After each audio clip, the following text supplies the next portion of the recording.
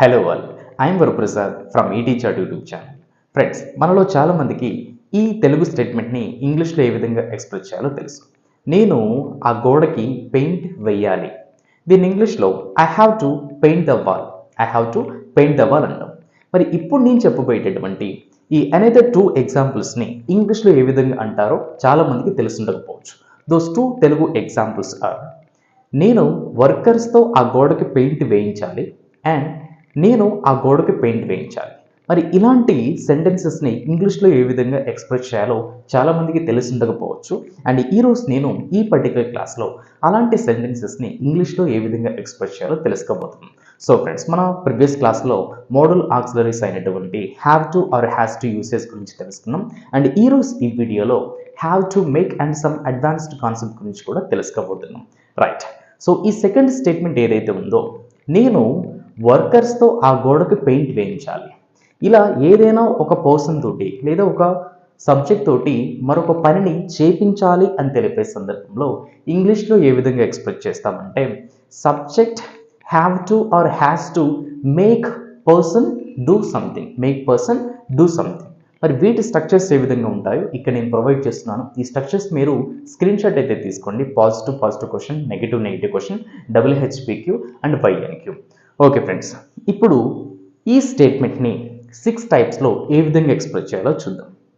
నేను వర్కర్స్తో ఆ గోడకి పెయింట్ వేయించాలి.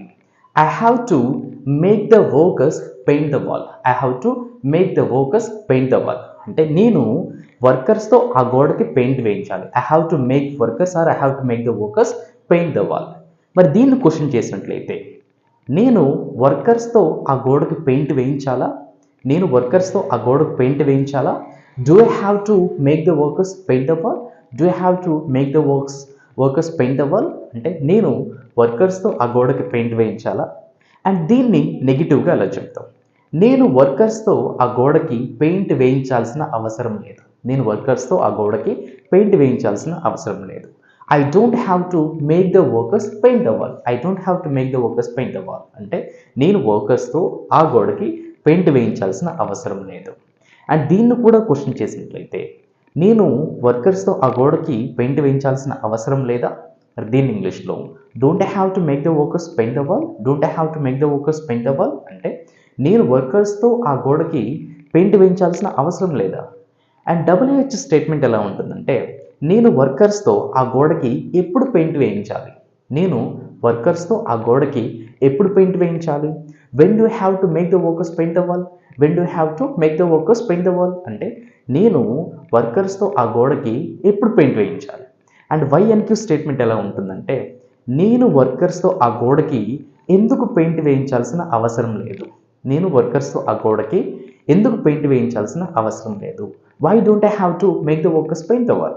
Why don't I have to make the workers paint the wall అంటే నేను వర్కర్స్తో ఆ గోడకి ఎందుకు పెయింట్ వేయించాల్సిన అవసరం లేదు. సో ఫ్రెండ్స్, ఈ విధంగా ఏదైనా ఒక పర్సన్ తోటి ఒక పనిని చేయించాలి అని తెలిపే సందర్భంలో ఈ స్ట్రక్చర్స్ అండ్ ఈ సెంటెన్సెస్ని ఈ విధంగా ఇంగ్లీష్లో అయితే ట్రాన్స్లేట్ చేయాల్సి ఉంటుంది. అండ్ థర్డ్ స్టేట్మెంట్ అయినటువంటి నేను ఆ గోడకి పెయింట్ వేయించాలి. మరి ఈ థర్డ్ స్టేట్మెంట్లో మీరు నోటీస్ చేసినట్లయితే, ఈ ఎగ్జాంపుల్లో నేను ఆ గోడకి పెయింట్ వేయించాలి అంటున్నాను, కానీ నేను ఎవరితో ఆ గోడకు పెయింట్ వేయించాలి? ఆ పెయింట్ వేసేటటువంటి పర్సన్ గురించి ఇక్కడ నేను డిస్క్రైబ్ చేయడం లేదు. I'm not talking about that person. Just ఆ గోడకి పెయింట్ వేయించాలంటున్నాను. మరి ఇలాంటి స్టేట్మెంట్స్ని ఇంగ్లీష్లో ఏ విధంగా ట్రాన్స్లేట్ చేయాల్సి ఉంటుందంటే, రైట్, ఇక్కడ నేను స్ట్రక్చర్స్ని అయితే ప్రొవైడ్ చేస్తున్నాను. ఈ స్ట్రక్చర్స్ని కూడా నోట్ చేసుకోండి. నోట్ చేసుకున్న తర్వాత సెంటెన్సెస్లోకి వెళ్దాం. ఓకే ఫ్రెండ్స్, ఇప్పుడు సెంటెన్సెస్లోకి వెళ్దాం. నేను ఆ గోడకు పెయింట్ వేయించాలి.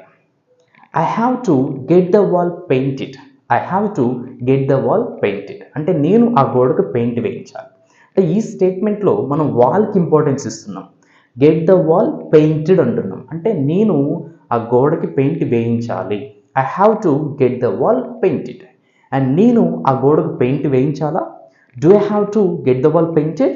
Do I have to get the wall painted అంటే నేను ఆ వాల్కి ఆ గోడకి పెయింట్ వేయించాలా? అండ్ దీన్ని నెగిటివ్గా ఎలా చెప్తామంటే, నేను ఆ గోడకు పెయింట్ వేయించాల్సిన అవసరం లేదు. నేను ఆ గోడకు పెయింట్ వేయించాల్సిన అవసరం లేదు.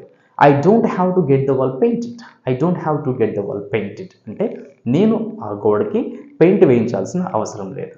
మరి దీన్ని కూడా క్వశ్చన్ చేసినట్లయితే నేను ఆ గోడకు పెయింట్ వేయించాల్సిన అవసరం లేదా, don't I have to get the wall painted, don't I have to get the wall painted అంటే నేను ఆ గోడకి పెయింట్ వేయించాల్సిన అవసరం లేదా. అండ్ WHPQ స్టేట్మెంట్, నేను ఆ గోడకి పెయింట్ ఎందుకు వేయించాలి, నేను ఆ గోడకి పెయింట్ ఎందుకు వేయించాలి, why do I have to get the wall painted, why do I have to get the wall painted అంటే నేను ఆ గోడకి పెయింట్ ఎందుకు వేయించాలి.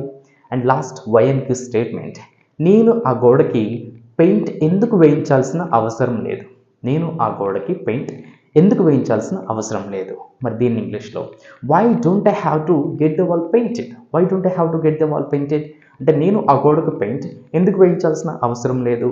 సో ఫ్రెండ్స్, ఈ విధంగా I have to paint the wall అంటే నేను ఆ గోడకు పెయింట్ వేయాలి. I have to make the workers paint the wall అంటే నేను వర్కర్స్తో గోడకు పెయింట్ వేయించాలి. And I have to get the wall painted అంటే నేను గోడకి పెయింట్ వేయించాలి. సో ఈ విధంగా ఈ 3 స్టేట్మెంట్స్ని అయితే ఇంగ్లీష్లో ట్రాన్స్లేట్ చేయాల్సి ఉంటుంది. ఓకే ఫ్రెండ్స్, ఇప్పుడు మీకు ఎక్సర్సైజ్ పర్పస్లో ఒక 3 ఎగ్జాంపుల్స్ని అయితే ప్రొవైడ్ చేస్తున్నాను. ఈ 3 ఎగ్జాంపుల్స్ యొక్క ఆన్సర్స్ మీరు కింద కామెంట్ బాక్స్లో కామెంట్ చేయండి. అండ్ వీటిని నేను ఓన్లీ పాజిటివ్ టైప్లో మాత్రమే ప్రొవైడ్ చేస్తున్నాను. మీరు కూడా నేను ఎలా అయితే సెంటెన్సెస్ని positive question, negative question, WHPQ and YNQలో ప్రొవైడ్ చేశాను, మీరు కూడా అదే విధంగా నేర్చుకుంటేనే మీకు ఆ కాన్సెప్ట్ మీద కంప్లీట్ అవేర్నెస్ ఆర్ కమాండ్ అనేది వస్తుంది. అండ్ ఆన్సర్స్ మీరు కింద కామెంట్స్లో కామెంట్ చేయండి. ఐ హోప్ ఈ వీడియో మీకు నచ్చింది అనుకుంటున్నాను. నచ్చితే తప్పకుండా లైక్ చేసి నాకు సపోర్ట్ అయితే చేయండి. అనదర్ ఇంట్రెస్టింగ్ అండ్ యూస్ఫుల్ వీడియోతో మేము ముందుంటాను. Thank you friends, thanks for watching.